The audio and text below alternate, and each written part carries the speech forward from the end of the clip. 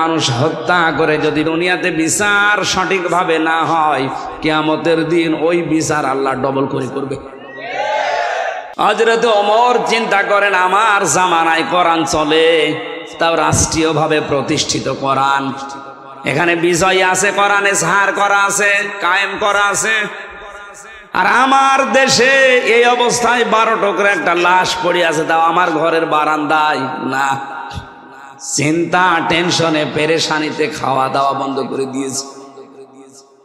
হঠাৎ করে একটা যুবতী মেয়ে তার বাবাকে সহ রাজ দরবারে হাজির, ডাক দিয়ে বলে, খলিফাতুল মুসলিমিন, আপনি যে লাশের ব্যাপারে চিন্তিত, ওই মাসুম বাচ্চাটা আমার, আমি নিজেই ওকে 12 টুকরা করে আপনার বারান্দায় রাতে রেখে গেছি, কিন্তু কেন করলাম এটা আপনাকে জানা লাগবে, তারপরে আপনি রায় দেবেন। আমি আমার বাবাকে নিয়ে বসবাস করতাম জঙ্গলে, 4 জন যুবক মানুষ তারা গেছে ওই জঙ্গলে শিকার করার জন্যে। আমি গোসল করে আসছিলাম, আমাকে দেখে শেষ পর্যন্ত ওরা যৌবনের তাড়নায়, শয়তানের ধোঁকায়, নফসের জালে পড়ে আমাকে তারা শেষ পর্যন্ত আমার সম্ভ্রম নষ্ট করে ফেলেছে। এখান থেকে শেষ না, চিন্তা করলাম আমার এই সন্তানটার বাবা তো একজন না, বাবা কয়জন বলেন না কেন? 4 বাবার ছেলে মেয়ে হলে ভালো হবে। সন্তানটা জন্ম নেওয়ার পরে আমি চিন্তা ভাবনা আরো বেড়ে গেল যে এর তো আসলে কোনো দোষ নেই, দোষ তো ওই মানুষগুলোর, এত নিষ্পাপ মানুষ। দুনিয়াতে আসার পরে আমি চিন্তা করেছি এর দোষ নেই, কিন্তু কোরআনে কারীম আমাকে বারবার ডাক দিচ্ছে, অতুল্লিম বাদা যালিকা জানিম। আল্লাহ পাক বলেন, হে নবী, এ পৃথিবীতে ডাইরেক্ট ইনডাইরেক্ট কোরআনের বিরুদ্ধে যারা আছে, আপনি দেখবেন ওই মানুষগুলো যার সন্তান এ দেশে নেই। ক্ষমতার দোহাই দিয়ে হোক, প্রভাব প্রতিপত্তির দোহাই দিয়ে হোক, আইনের বলে হোক, কোরআনের বিরুদ্ধে যারাই অবস্থান নেবে, আপনি পেছনে হাত দিয়ে খোঁজ খবর নিয়ে জানবেন, দেখবেন ওর জন্মে ঠিক নেই, সে যেই হোক। কোরআনে কারীমের আয়াত আমাকে বারবার আমাকে তাড়া দেয় যে তোমার এই সন্তান তো ঠিক আছে, নিষ্পাপ, কিন্তু এর বাবা তো ঠিক নেই। কয়জন? 4 বাবার সন্তান কি হয়? জারজ। বলেন না কেন? আমার সন্তান জারজ হয়ে বড় হবে, ও বড় হওয়ার পরে কোরআনের বিরুদ্ধে অবস্থান নেবে, আর আমি মা হয়ে ওই বয়সে বসে বসে দেখবো না, ওই বয়স চাওয়ার আগে ওরে আমি দুনিয়া থেকে বিদায় করে দেই। এই জন্যে কোরআনে কারীমের এই আদেশ আমার সামনে, এ কারণে টুকরা টুকরা করেছি 12টা। মনে করলাম আমার তো বিচার হওয়া দরকার, কারণ মানুষ হত্যা করে যদি বিচার না হয়, কোনো বিচার কোরআনে কারীমে যেটা 500টা আইন আল্লাহ দিয়েছেন, এই 500 আইনের একটা আইনও যদি আপনি লঙ্ঘন করেন, আর ওই আইনটা যদি দুনিয়াতে বিচার সঠিকভাবে না হয়, কিয়ামতের দিন ওই বিচার আল্লাহ ডবল করে করবে। আমি বোঝাতে পারিছি? পৃথিবীতে কোনো কোরআনের আইনের কোনো বিচার যদি আপনি না পান, যে কোনো কায়দায় বেঁচে গেলেন, কিয়ামতের দিন আমার আল্লাহ যদি ওই বিচার করে ডবল করে করবে। আর কোরআনে কারীমের 500 আইন এর বিরুদ্ধে অবস্থান নিয়ে পৃথিবীর জমিনে যদি আপনি কিছু করে থাকেন, কোরআনের আয়াতের ব্যাখ্যায় তাফসিরে আমি পড়েছি, 2টা শাস্তি আপনাকে আল্লাহ দুনিয়ায় দেবেই। এটা আছে সূরা তহা 16 নম্বর পারা 19 নম্বর পৃষ্ঠা 12 নম্বর লাইনের 124 নম্বর আয়াতের ব্যাখ্যায়, ওমান আ'রাদা আন যিকরি ফাইন্না লাহু মাঈশাতান দঙ্কা, ইলা আখির আয়াত। দলিলগুলো লম্বা করে ব্যাখ্যা করে বলতে গেলে আমার আসল উদ্দেশ্য শেষ হয়ে যাবে। আল্লাহ এখানে জানাতে চেয়েছে, দুনিয়াতে আল্লাহর আইন বাদ দিয়ে, আল্লাহর বিধান বাদ দিয়ে কেউ যদি উপায় করে টাকা পয়সা, ধন সম্পদ, আমার আল্লাহ বলেন ওর জীবন আমি 1 নম্বরে দঙ্কা সংকীর্ণ করে দেব, ওর উপায় উন্নতিতে কোনো বরকত থাকবে না। আপনাদের এই সমস্ত জেলাগুলোর খবর আমরা অনেকগুলো বিষয় জানি, আমি নাম নিয়ে বলতে পারছি না। তাই অনেকে চেয়ার পাওয়ার পর এই 15 বছরে এত জমির এত টাকার মালিক হয়েছে সে নিজেও জানে না। আয়াতের ব্যাখ্যায় যে 2টা শব্দ পেয়েছি কোরআন দিয়ে, আমি কি বলবো না গোপন করে দেব? না বলি আমি আবার 3 বছর যাই। আপনারা কানে হাত দিয়ে থাকেন, আমি বলে ফেলি। অবৈধ ইনকাম যারা করছেন করেছেন, 1 নম্বরে শাস্তি তাদের। দুনিয়াতে ওই সম্পদ আপনাকে আল্লাহ ভোগ করতে দেবে না। ভোগ করতে যে দেখছে না, আপনি দেখতে পাচ্ছেন না? কথা বলে না কেন? একটা জেলার শুনলাম 4 ভাগের 1 ভাগে তার কি খাওয়া খেয়েছে। একটা জেলার 4 ভাগের 1 ভাগ যদি একজনের হয়, তো বাকিগুলো কি ঘাস কাটছে? এ বিশাল সম্পদের মালিক কিয়ামত পর্যন্ত হায়াত পেলেও তার হওয়ার কথা ছিল না, কারণ তার যে বেতন আমি তো জানি। আমি সেই 11 সাল থেকে প্রশাসনের সাথে আছি, কারণ আমি 11 সালে প্রথম গ্রেফতার হওয়ার পরে ওসি সাহেবকে পড়াতাম। ওনার ওই জায়গা থেকে একেবারে আইজি পর্যন্ত যত সিস্টেম আছে সবগুলো আমার আয়ত্ত করা আছে। কার কি পজিশন, কার কি টাকা, যে হিসাব এখন বের হচ্ছে, যে বাস্তবতা আমাদের সামনে আসছে, আমরা দেখতে পাচ্ছি। এই লোকটা যদি কিয়ামত পর্যন্ত হায়াত পায় আর ওই বেতন নিয়ে যদি চলে, এই সম্পদের মালিক হওয়া তার দ্বারা আরো কঠিন, কারণ তার আরো খরচ নেই। আর ওনারা যে সমস্ত ভিআইপি জায়গায় থাকে, আমি যে ওসিকে পড়াতাম, ওনার বেতন ওই সময় ছিল মনে হয় 42,000 টাকা। অথচ ওনার স্ত্রী আর সন্তান 2টা ঢাকাতে যে বাড়ি নিয়ে থাকে, ওই বাড়ির ভাড়াই হচ্ছে ওই সময় 11 সালে 52,000 টাকা। বেতন কত? আর বাড়ি ভাড়া, বাকি টাকা আরো নেই। খাওয়া দাওয়া আছে, ছেলে মেয়ের কলেজে বিশ্ববিদ্যালয়ে লেখাপড়া আছে, আর তার ম্যাডামের যে সাজ, সব মিলে মনে হয় 2.5 থেকে 3 লাখ টাকা না হলে মাস যাওয়ার কথা। বেতন কত? ও বেতন যাওয়ার পরও আরো ফেরেশতারা দিয়ে যায়। আমি একদিন পড়াচ্ছিলাম, প্রতি জমার দিন পড়াতাম, লা তাকুলু আমওয়ালাকুম বাইনাকুম বিল বাতিল, যে ঘুষ খাওয়া যাবে না। এই আয়াতটা হঠাৎ করে একটা লোক ব্রিফকেসের ভেতরে 10 লাখ টাকা নিয়ে ওনাকে বলছে, স্যার এই হাদিয়াটা রাখেন আর আমার ওই মাল ছেড়ে দিন। আমারে বলছে, হুজুর নেবেন মানে আপনারে পড়ালাম কি, আর আজকে সেই ঘুষের আয়াত। এতদিন যাই পড়িয়েছি, আজকে ঘুষের আয়াত পর্যন্ত এসেছে সূরা বাকারা, আর আপনি আজকে এই জিনিস পেয়েছেন। আমারে বলছো, হুজুর এটা তো ঘোষ না, এটা তো হাদিয়া। আপনার সরকার দেয় না। ওই সময় দেখলাম গরম দিলে লোকটারে, বেটা বেয়াদব, আমি কোরআন শরীফ পড়ছি আর তুমি। ওই সময় দেখলাম তাড়িয়ে দিল। পরে নিয়েছে কিনা আমি জানি না। এইরকম হাদিয়া যদি মাসে 10টা পায়, ওর 42,000 টাকা নেওয়া লাগে। কথা বলে দেখেন, বাংলাদেশের 2টা থানায় সবচাইতে বেশি ক্রাইম হয় এখনো পর্যন্ত, সিলেটের বিশ্বনাথ আর কুষ্টিয়ার মডেল থানা। কারণ যত মামাদের আর দাদাদের দেশে জিনিসপত্র আসে এই জায়গা নিয়ে, সারা বাংলাদেশ মিলিয়ে আপনি যেই কয় মন গাঁজা না পাবেন, লালনের মাজারের দ্বার মন গাঁজা বেশি পাওয়া যায়। এটা তো আকাশ থেকে পড়ে নাকি?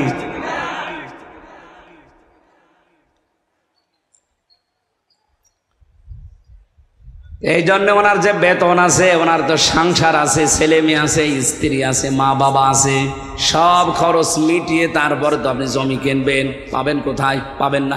এই জন্যে বলছি কিয়ামত পর্যন্ত হায়াত পেলেও আপনি ওই জায়গায় যেতে পারেন না। তারপরও যখন গিয়েছেন, আয়াতের বাস্তবতা দেখেন, দুনিয়াতে আল্লাহ সেই সম্পদ তাকে ভোগ করতে দিচ্ছে না। এই কথা বলা লাগবে।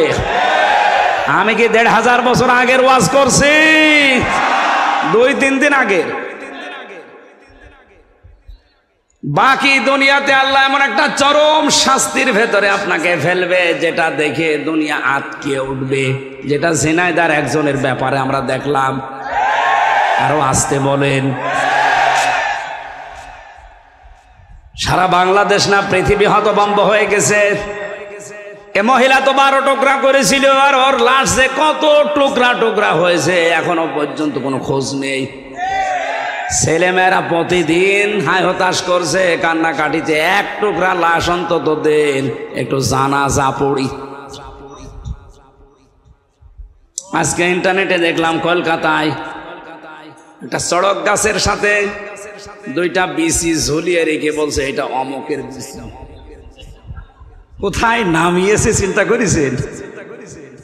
বিসি যদি ওর না, ওটা মনে হয় ছাগলের বিসি হবে, কারণ যে সাইজ দেখলাম ওটা ওর বেশি হওয়ার কথা না, ওটা কোনো ছাগলের বেশি হবে। গাছের সাথে ঝুলিয়ে নিচে লিখে দিয়েছে অমকের বেশি। পৃথিবী আটকে উঠেছে। আমার তো মনে হচ্ছে 1500 বছর আগে আয়াতে আল্লাহ যা বলেছে, এই 2024 সালের এই মে মাসের 29 তারিখে আমরা 100 ভাগ খাপের খাপ মমতাজের বাপ মিলে গেছে। এই জন্য অবৈধ ইনকামে যারা আছেন থামেন। সে প্রভাব প্রতিপত্তির কারণে হোক, ক্ষমতার কারণে হোক, আইনের কারণে হোক, চেয়ারের কারণে হোক, যেখানে আছেন ওই জায়গায় থামেন। 1 নম্বরে আপনি জীবনে ওই অবৈধ সম্পদ ভোগ করতে পারবেন না, আর এমন চরম শাস্তির ভেতরে পড়বেন দুনিয়া আটকে উঠবে। আল্লাহ এদেরকে বোঝার তৌফিক দাও বলেন আমিন। জানি ওদের মগজে কথা ঢুকবে না, কারণ খতামাল্লাহু আলা কুলুবিহিম, কলবের উপর আল্লাহ মোহর মেরে দিয়েছে। আবু জাহেল যেদিন মারা যাচ্ছিল, আব্দুল্লাহ ইবনে মাসউদ রাদিয়াল্লাহু তাআলা আনহু তার বুকের উপরে বসার পরে যখন ছুরি চালাবে গলার উপরে, ডাক দিয়ে বলে তুই কে? কে মানে? আমি ইবনে মাসউদ। কোন মাসউদ? বলে আমাকে একটা চড় দিয়ে আমার ডান কান তুমি কালা করে দিয়েছিলে, নষ্ট করে দিয়েছিলে কোরআনে কারিমের সূরা রহমান পড়ার কারণে। সূরা রহমান যেদিন নাজিল হয় ওই দিন বিশ্ব নবী ডাক দিয়ে বললেন সাহাবীরা, কে পারবে তোমরা রহমান তেলাওয়াত করতে? ইবনে মাসউদ দৌড় দিয়ে এসে বলেছিলেন, হে রাসূল আমার একটু অনুমতি দেন, আমি একটু তেলাওয়াত করে শোনাই। উনি কাবার চত্বরে উচ্চ কণ্ঠে আয়াতটা পড়েছিলেন, আর রহমানু আল্লামাল কোরআন খালাকাল ইনসানা আল্লামাহুল বায়ান। তেলাওয়াত শেষ হতে না হতে আবু জেহেল দৌড়িয়ে এসে এমন একটা চড় লাগিয়েছিল এই কানের উপরে, কান দিয়ে রক্ত বের হওয়ার পরে কানটা ওই যে নষ্ট হয়েছে, আর কোনোদিন উনি কানে শুনতে পাননি। ইবনে মাসউদ রাসূলের কাছে এসে কান দিয়ে রক্ত ঝরছে এটা দেখালেন। নবীজি ওই দিন কাঁদছিলেন, হযরত ইবনে মাসউদও কাঁদছিলেন। জিবরাইল এসে তাদের কান্নার মাঝে এসে মন খারাপ করে একটু কেঁদেছিলেন। এই লোকটা যেদিন মারা যায়, ইবনে মাসউদ রাদিয়াল্লাহু তাআলা আনহু তার বুকের উপরে বসলেন, ডাক দিয়ে বলে আমাকে চিনতে পারোনি? সূরা রহমান পড়ার অপরাধে তুমি আমার কান দিয়ে রক্ত পর্যন্ত বের করে দিয়েছিলে, আমি সেই ইবনে মাসউদ। কি করতে চাও? তোমার এই কল্লাটা নবীর কাছে আমি নিয়ে যেতে চাই। আবু জেহেল ওই সময় বলেছিল, ইবনে মাসউদ আমার গলাটা যখন কাটতে চাও একটু বড় করে কাটো, মানুষ যেন দেখলে বোঝে যে নেতার মাথা। শয়তান মরে যাচ্ছে, তেজ কমছে না। এরকম টাটকা শয়তান দেশে আছে না? কোরআন শরীফ দিয়ে না, ওদের বাকারি শরীফ দিয়ে বোঝালেও বুঝবে না। ইবনে মাসউদ চিন্তা করলেন, মাথাটা যদি নবীর কাছে নিয়ে যেতে পারে তাহলে নবীজি খুশি হয়ে আমার জন্য দোয়া করবেন।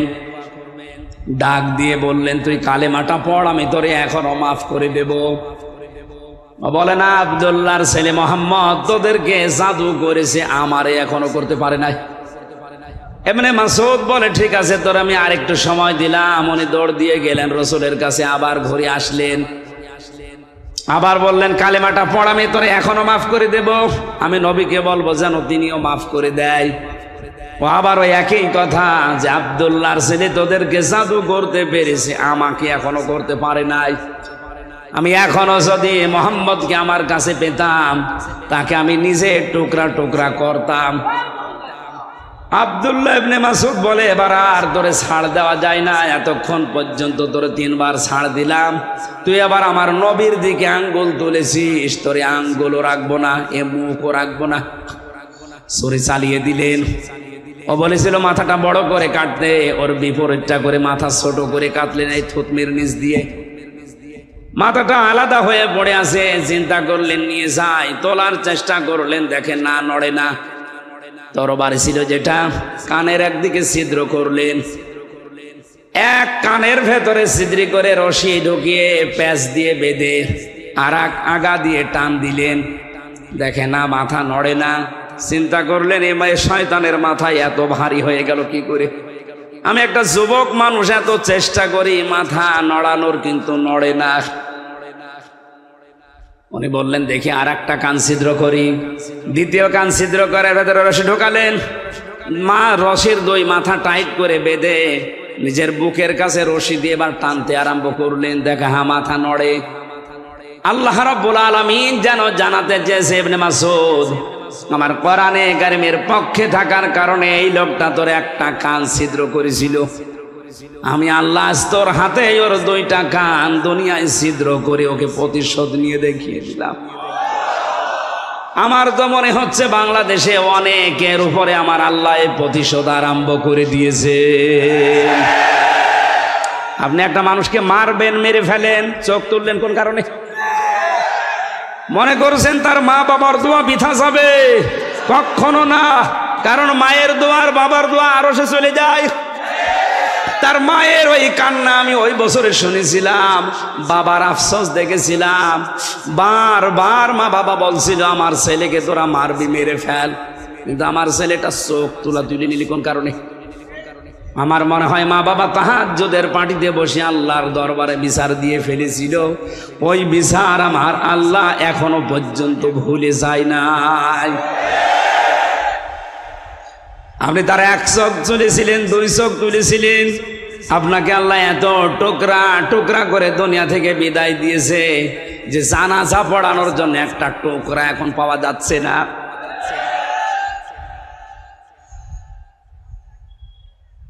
ভোলাবাসী যুবতী মেয়েটা ডাক দিয়ে বলে খলিফা, আমি চিন্তা করলাম দুনিয়াতে আমি হত্যা করলাম, হত্যার বিচার যদি না হয় তাহলে কিয়ামতে আল্লাহ এই বিচার ডবল করে করবে, সুতরাং আমি যেন বিচার তাড়াতাড়ি পাই, এই কারণে আপনার বারান্দায় রাতের বেলা চুরি করে লাশটা রেখে গেছি।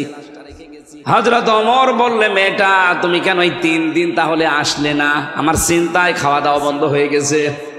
মেয়েটা বলে খলিফা জানের মায়া আমারও আছে। ছেলেটা হত্যা করার পরে আমি মনে মনে ভাবছিলাম যে না, মনে হয় বেঁচে যেতে পারবো যদি ধরা না পড়ি, কিন্তু কোরআনে কারীম আমাকে বাঁচতে দিল না। বারবার যেন আমাকে তাড়া দিয়ে বেড়ায় যে তাড়াতাড়ি দুনিয়ায় বিচারটা করে ফেলো। আমি এসেছি, আপনি জলদি করে হায়াত থাকতে আমার বিচারটা শেষ করেন, মরণের পরে যেন বিচার আর আল্লাহ ডবল করে করতে না পারেন।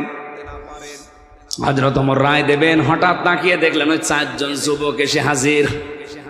ডাক দিয়ে বলে তোমরা কারা? বলে আপনি যে বিচারের রায় দেবেন বলে দাঁড়িয়েছেন, বসে আছেন, ওই বিচারের আসল আসামি আমরা 4 জন। এই মেয়েটার কোনো দোষ নেই, গোসল করে আসছিল, এই জন্য ওর যৌবনের দিকে তাকিয়ে আমরা শয়তানের ধোকায় নফসের জালে পড়ে পাগল হয়ে অনমাদ হয়ে আমরা এই কাজ করে ফেলেছিলাম। হযরত ওমর ডাক দিয়ে বলে যুবকেরা তাহলে 4 দিন তোমরা আসলে না কেন? 3 দিন পার হয়ে গেল।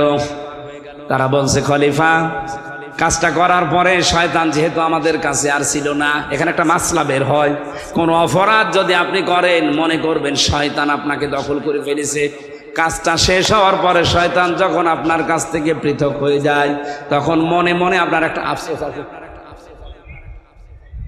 আমরা জেনা করার পর শয়তান যেহেতু আমাদের কাছে আর নেই, আমাদের বিবেক তখন আমাদের তাড়া দিচ্ছে যে কি করলাম কি করলাম। কিন্তু আমাদের তো জীবনের মায়া আছে। মনে মনে ভাবছিলাম যদি এটা ধরতে না পারে তাহলে মনে হয় আমরা বেঁচে যেতে পারবো, আর বিচার হবে না। কিন্তু আমরা এদেশে কোরআনে কারিম পড়ি, বুঝি, জানি। কোরআন আমাদেরকে বাঁচতে দিল না। এই 3 দিন আমাদেরকে তাড়া দিয়ে বেড়াই কোরআনের আয়াত, ইয়া আইয়ুহাল্লাযীনা আমানু কুতিবা আলাইকুমুল কিতালু ফিল কতলা। আল্লাহ রাব্বুল আলামিন ঈমানদারদের জন্য এই কিসাসের এই যে বিধান, মানুষ হত্যা করলে হত্যা করা লাগবে, এটা লিখে দিয়েছেন। এটা ফরজ না, এটা লিখা, একেবারে সই স্বাক্ষর করে স্টাম্প করা বিধান। কোরআনের আয়াত আমাদেরকে বারবার তাড়া দেয় যে তাড়াতাড়ি বিচারটা দুনিয়ায় করে ফেলো।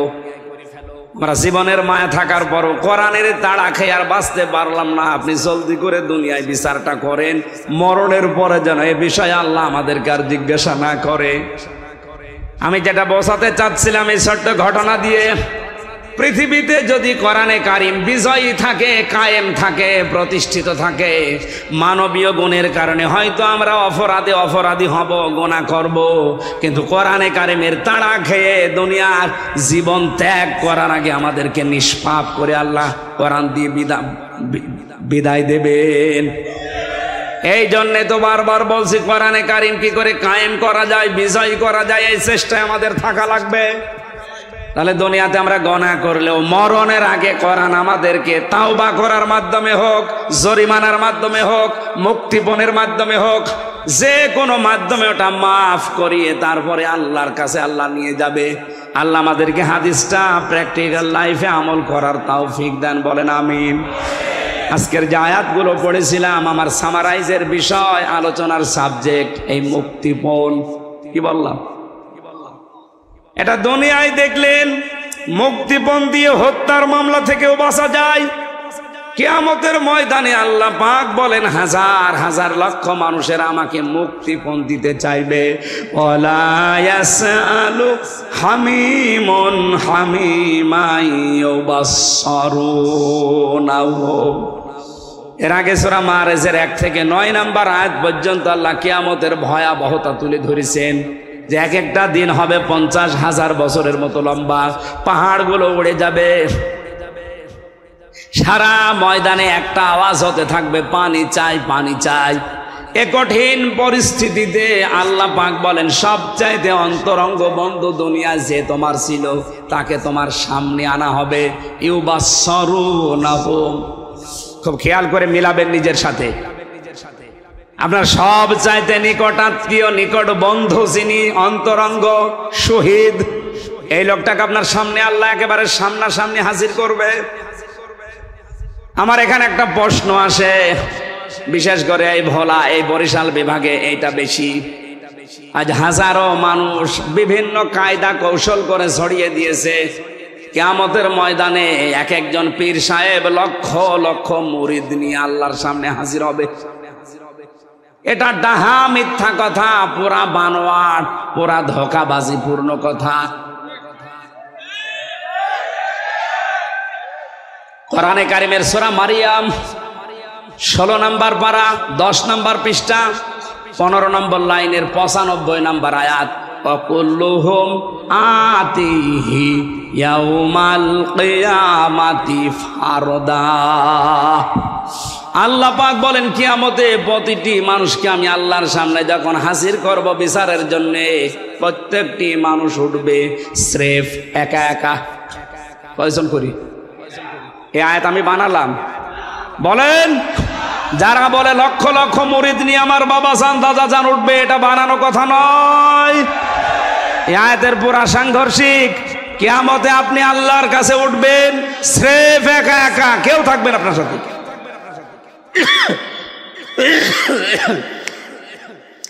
বিচার করার জন্য আল্লাহ নিজের সামনে ডাক দিয়েই প্রথমে ডাকবে আপনাকে, এরপরে বলবে তোর বন্ধুকে নিয়ে আসলাম এই যে সামনে, জিজ্ঞাসা কর।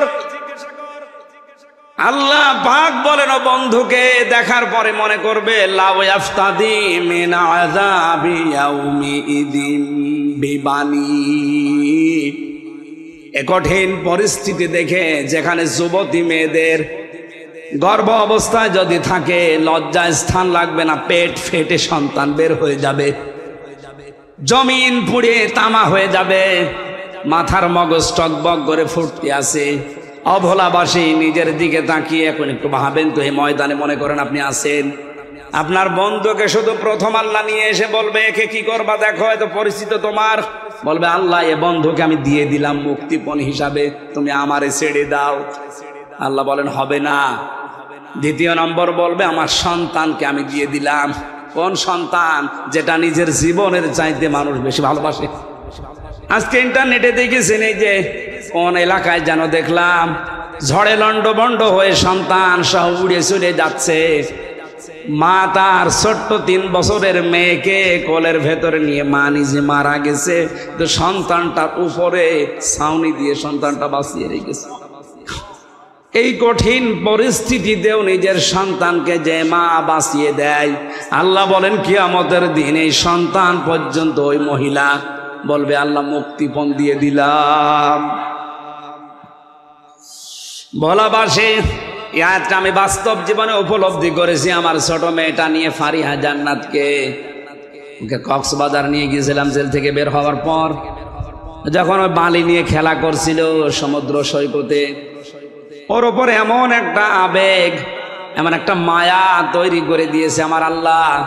আমার মনে মনে ওর খেলা দেখে মনে হচ্ছিল যদি বাংলাদেশ কেউ আমাকে লিখে দেয় যে দিয়ে দিলাম ভাই ফারিহাকে মেরে ফেলো, আমার সম্ভব না। কারণ ওর 1 বছর রেখে গিয়েছিলাম ছেলে, এখন ওর 4 বছর বয়স। ওর ওপর আমার যে দুর্বলতা, ভালোবাসা, আমার প্রতি ওর যে আকর্ষণ, বাবা আর মেয়ে সন্তান হিসাবে আমার মনে মনে বাস্তবতায় হচ্ছিল সারা বাংলাদেশ লিখে দিলে একে দেওয়া সম্ভব না। অথচ আল্লাহ বলেন কিয়ামতের দিন হামজা এ ফারিহাকে পর্যন্ত আমারে বলবে মুক্তিপণ দিয়ে দিলাম। এ বলতে যত সহজ মনে হচ্ছে, এটা কি বাস্তবে অত সহজ? আপনি করে দেখেন তো ওই জায়গায় যে, কারণ 3 বছর তো আমি ফাঁসির কন্ডেম সেলের ভেতরে ছিলাম, বাইরের যোগাযোগ বিচ্ছিন্ন ছিল, কাউকে দেখতে পাইনি। 24 ঘন্টা আমার তালা লাগানো থাকতো, আমার আর মামুন সাহেবের। এই জন্য ওদের প্রতি মায়া মহব্বত আরো বেড়ে গেছে। যদি 10-15 দিন পর পর দেখা সাক্ষাৎ হতো, কথা হতো, এত ভালোবাসা জন্মাতো না। সে 1 বছর রেখে গিয়েছিলাম, 4 বছর এসে ও তো আমারে ভালোভাবে এখনো চেনেও না। এখন আর প্রথম যেদিন বাড়িতে আসলাম আমারে বলছো হুজুর আমাদের বাড়িতে চলেন, কারণ ও আমারে চিনতে পারে না, মনে করছে এরকম হুজুর তো বহু আসে, মনে হয় এরকম একটা হুজুর। আল্লাহ পাক বলেন কিয়ামতের দিন হামজা এই ফারিহাকে পর্যন্ত বলবে আল্লাহ এরেও দিয়ে দিলাম, তুমি অন্তত আমারে বাঁচাও। 3 নাম্বার আল্লাহ নাম দিয়েছেন স্ত্রীর, ওয়াসাহিবাতিহি ওয়া আখি।